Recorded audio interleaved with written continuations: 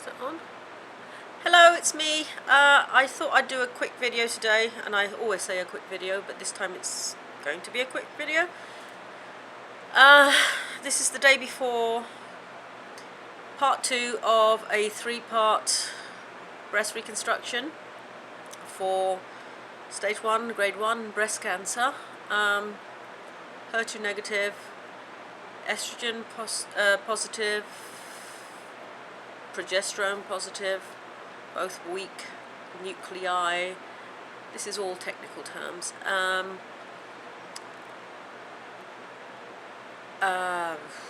can't remember what else. Anyway, it was 4mm invasive ductal carcinoma and under a centimetre of ductal carcinoma in situ, which is within the ducts. So in total, less than 2 centimetres total, with the ductal carcinoma in situ and the invasive part. And for this, I removed both breasts and the nipples. So tomorrow is stage 2 of the surgery, and that means the tissue expanders which were sewn onto my ribs and onto my chest wall underneath the muscle are being removed, and they will be replaced with ultra high profile. Netrel is the company. Jelly Bean is the expression they're using. Silicone implants, which I never in my life imagined I'd ever have silicone implants, because I wanted breast reduction. And then I am having some kind of pig dermis, I believe. I don't know what it's called. I know that the human stuff is called alloderm, but the pig stuff, I don't remember what it's called. That's going to be used to support the implants. It's supposed to be stronger than the alloderm, because apparently when people are rough with the alloderm, as in me, trying to make my breasts touch when they were actually sewn to my chest wall, and I ripped my right one off, maybe it will help me not to do that. I'm not going to be ripping anything off anytime soon anyway, because I've had nothing but problems with the right side, which has been horrible. But once I started using really tight support, it's not been as bad. And I'll have to tell you one thing, it has not put me off working out. It may have stopped me one of my workouts with weights, lifting proper weights, but it didn't stop me working out. And I will say something else. I have found on Instagram a community of fit breast cancer fighters, warriors, survivors, who have inspired me, and who, you know, if I had been put off by having a broken hanging breast, not hanging because it's not hanging, but it's clipping on my lung and my ribs when I bend forward, if I'd been put off working out by that, they would have inspired me, but I wasn't put off. And I think that a lot of things inspired them to not stop working out. A lot of these women are going through chemotherapy and still working out, lifting weights, bodybuilding. And I feel that they are inspiring, not just to me, they should be inspiring to everybody. Because if somebody going through chemotherapy can go to their gym in between sessions and infusions of chemotherapy, then nobody has an excuse to not work out. But I hope I inspire somebody to work out, because to me it's been something that's kept my head above the water, and I don't know, it's just kept me focused on health when I didn't, particularly feel healthy. Not that I felt unhealthy, it's just that, when you know that your body has created this, and before I had it removed, that it had that inside it, feeling healthy, it feels like you're deluding yourself or something, to think that you're healthy. And the thing that kind of got me the most, I don't know, I mean, for a while there, for a few years, I've always worked out since I was a teenager, but for a few years, because of the preventricular contractions I had, which I've resolved myself, and I know I resolved myself because I had a 30-day Holter monitor at the time when I fixed it, with magnesium taurate. I went from tens of thousands of PVCs to practically zero during the start of the treatment and during the course of that 30 days. So for a while there, I wasn't working out. And I thought for the last 5 years, since I got super fit for me, not super fit compared to some of these women, but super fit for me, and lost all that weight, that I would be at my fittest. And then I came down with breast cancer. One thing I will emphasize is please, please, please, please, please check yourselves, men and women, check yourselves, because there's no discrimination in breast cancer. It can happen to men and women, and men who develop breast cancer, even though it's a much lower percentage, are more likely to die from it because they don't realize they can get it. Early detection is the only way to be rid of it, but the earlier the better. And I've also learned that people can actually live with stage 4. So, but there's no cure. I wish there was a cure. Anyway, tomorrow is the second part, so the expanders will come out. Dr. Felody will rebuild the pockets because, as I've said before, this one is very far out to the side. This one's off center as well, so he's going to rebuild the pockets, use that pig stuff, which he called a bacon bra. And he said I shouldn't need to wear a bra. One thing that he does emphasize is that women who've had mastectomies, because their whole blood supply comes from the skin, because all the inside flesh has been removed, they shouldn't wear compression on the outside for at least the first couple of weeks, because you're trying to promote healthy, circulation of what's left. Pardon me. And he said that compressing it, putting, either a tight bra or wrapping it, compromises the blood flow. And I've seen that some women have to go in these weird hyper something or other chambers because their skin starts to die, and that's because they're being compressed. So he said I might be put in a bra like I was last time, but because the bra was awful, had Velcro here, and it irritated my skin, it wasn't kept on for long at all. And in fact, for the first few weeks, I wore no bra at all, no support garment at all. He said that the bacon bra should support me anyway, that I shouldn't ever need to wear a bra, but I think I will wear some kind of support, even if it's a sports bra. And if I'm going out anywhere that requires any running or anything, I'll probably wear a bra. And while I'm working out, I'll probably wear a bra. Oops, I just put mascara on for the first time, and I just rubbed my eye. Anyway, so as apprehensive as I am to have surgery, I'm looking forward to getting the right one out. The left one, obviously, as well, but the right one has been bugging me for so long now. But as with anything, I just don't like having surgery. We went down there today to pre-register, had to have an EKG. Yesterday I had my blood test. I had my post-op for my right eye, which I had done on Wednesday. I had the cataract on Wednesday. Since I knew what was going to happen this time, I was not as... I can't say I was enthusiastic to have the left eye done, but it was nice not to have the cloudiness in it. And since this one wasn't as bad, I knew what to expect, and so I was more apprehensive. And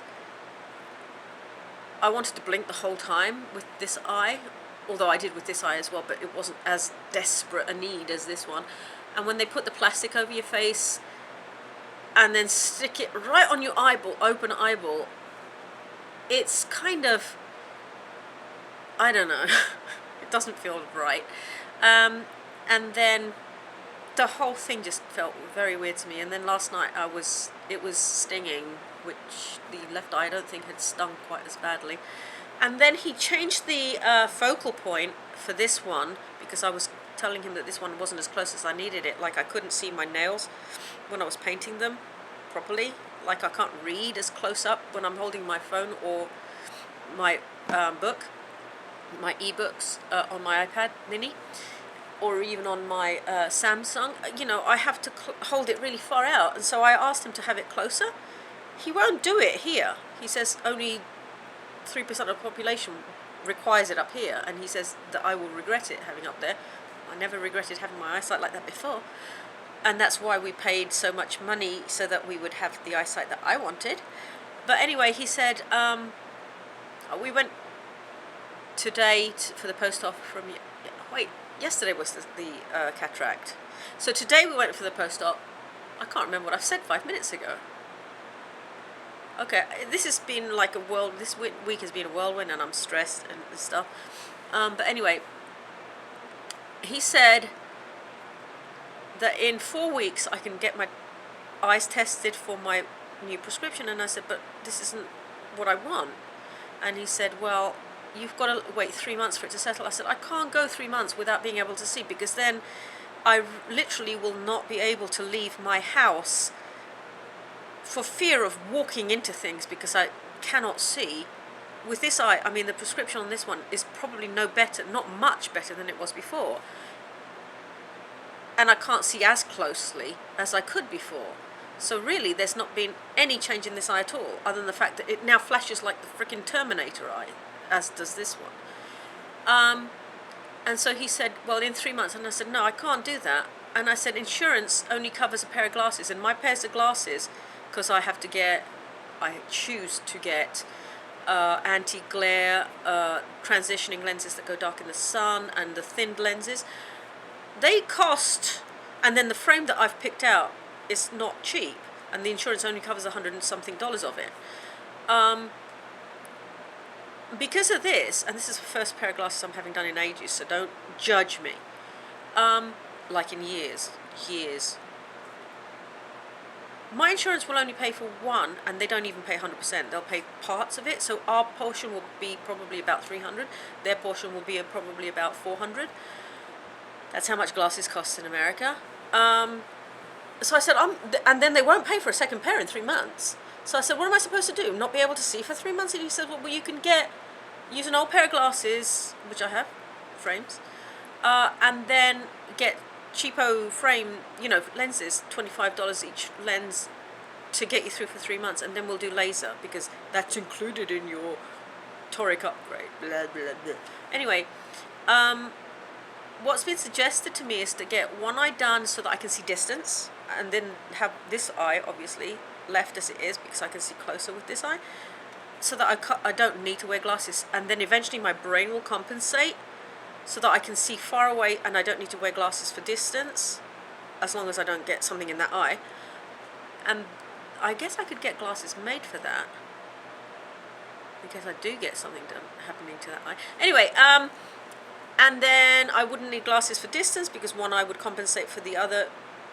Anyway, the thing about the lens implant is that once it's in, your eyes can't adjust. Like before the implants, you have a multiple focus lens within your eye.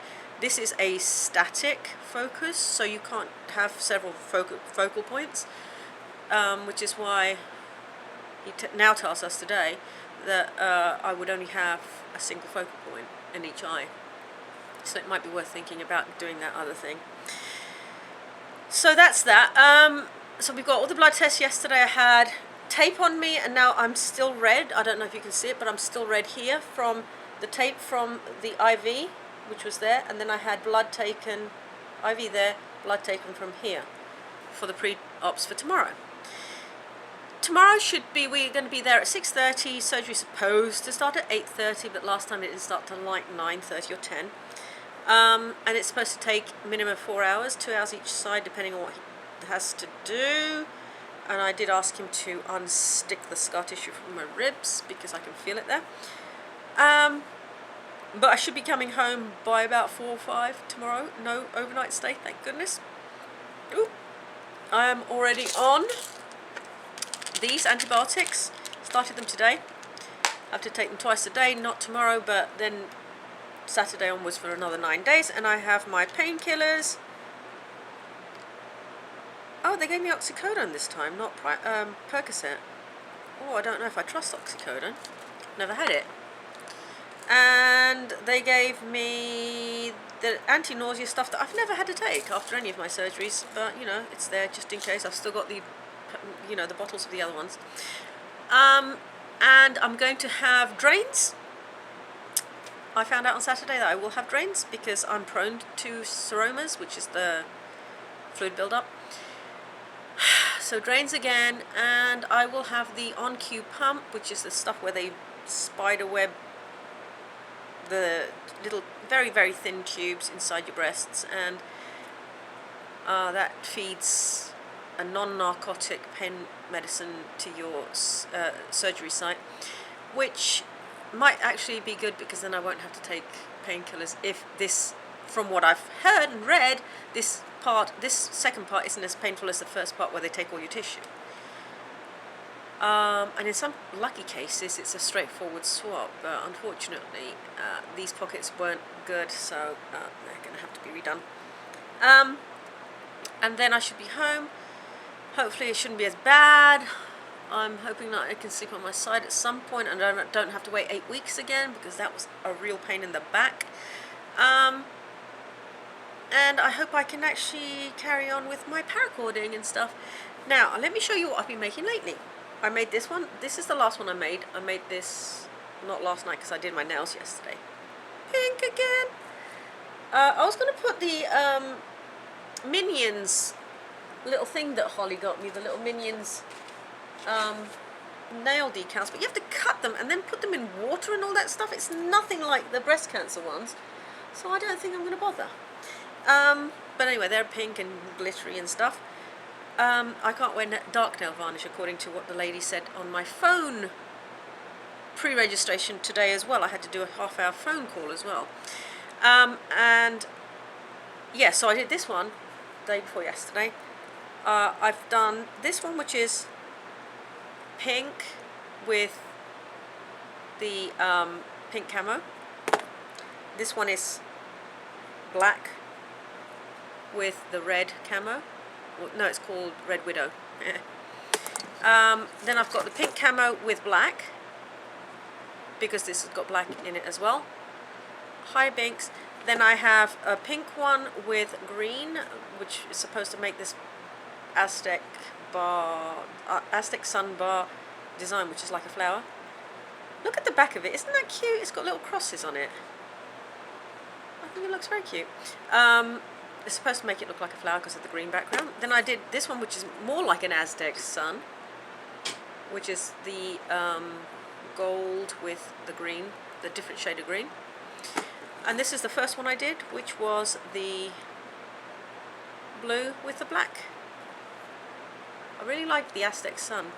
But this one was the one I did with the big buckle, and the rest I've done with this, instead of the quadruple base, I've done it with the double base. I know this isn't interesting to you, but it's interesting to me because I like paracord stuff and I like making it. So these are my two current faves to wear at the moment, and I was able to wear them during my eye procedures, my surgeries, but they won't let me wear them, I don't think, tomorrow, but I'm going to take them. At least I'm going to take one. I know I won't be able to wear this because it's got metal in it, but I will be wearing my breast cancer thingy that I've had since the beginning.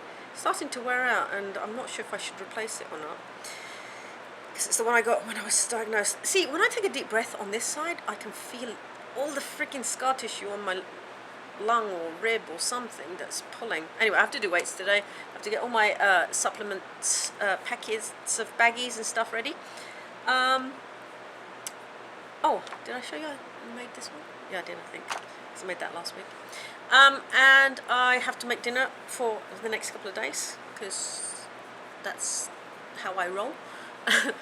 And that's about it. So that's the last one before step 2 or stage 2 of my reconstruction. Oh, there was another one I made. This one. This is the pink not the pink camo, but a pink with white, and it's got white base. Yeah, that was another one I made.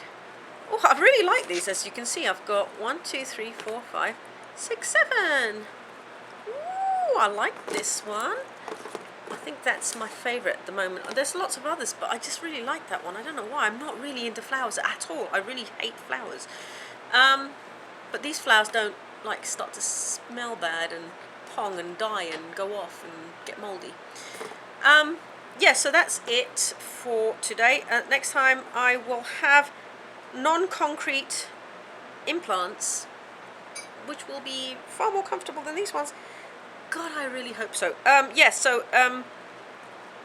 There are a lot of there's a lot of talk on Instagram about the amount of money that is put into breast cancer research and actually finding a cure. And apparently it turns out that only 2% of money collected for breast cancer is actually put towards stage 4, finding a cure. 2% of all money collected. The rest of it apparently goes towards awareness and research, but only 2% of it goes to stage 4. Stage 4 is terminal, and as much as people can live for several years with it, there is no cure for terminal cancer of any sort, apparently. I've, through Instagram, discovered a 19-year-old young girl with breast cancer at stage 4, and another one with stage 4 who's nicknamed the bald ballerina, and I think she's in the US. She's obviously a ballerina, and doctors don't expect it in young women, but it's happening in younger and younger women, and it's time to find a cure. As much as cancer is a business for so many pharmaceutical companies, it's time to find a freaking cure. And that's where I'm ending it today. I'm having surgery tomorrow. Wish me luck. Thumbs up the video. Leave any comments. And I will hopefully see you on the flip side. Thanks for watching. Bye.